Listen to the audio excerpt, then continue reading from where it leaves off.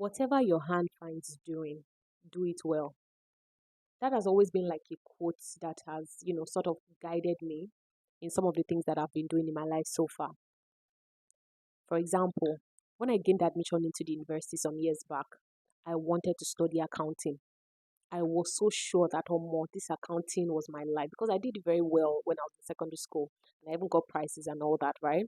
So I figured accounting is the way to go. I remember back then, our parents now, if you're not an accountant or a lawyer or a doctor or an engineer, maybe you don't really have a career.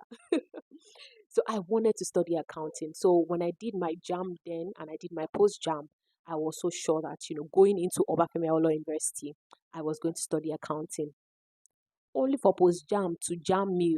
And then I ended up with a course called philosophy.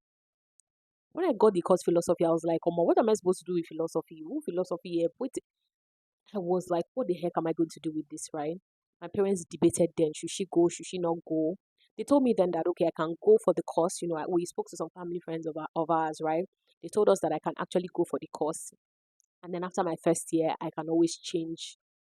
I can always change course.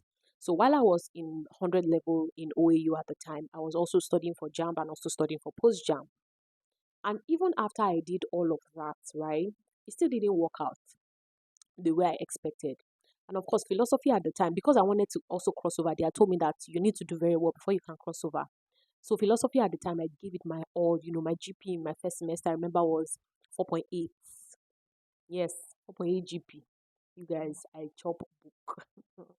So as at when I was done, right, with the first semester, exams and everything, I was told to get a form so that I can swap and switch over to business administration at least or accounting.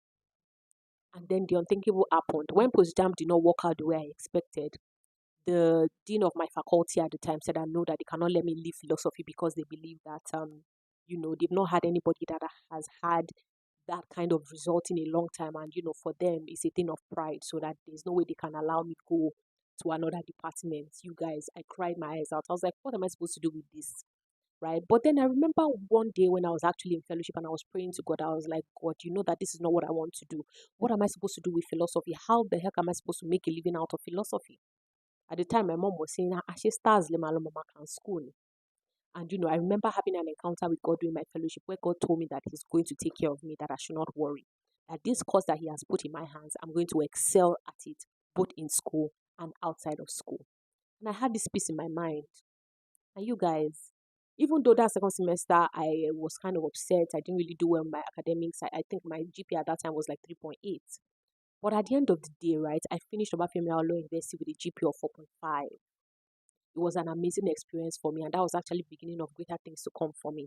And during the course of my stay there too, I realized that I had a flair for human resources and people management and all those things like that. And that's how I branched into a career that had to do with, interfacing with people, managing people and all that, right?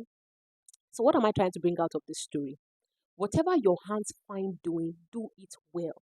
Because God always uses the thing that we think is the most, the thing that we least expect is exactly what God is going to use.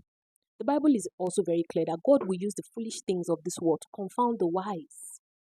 So that thing that God has placed in your hand, you don't know where it's going to lead you to. Don't despise what God has put in your hands. It might not look like what you want right now, but believe it. Believe it in your heart that God's thoughts towards you are of good and not of evil, to give you a hope and a future. So just hold on to that. Just want to encourage somebody out there. Don't give up.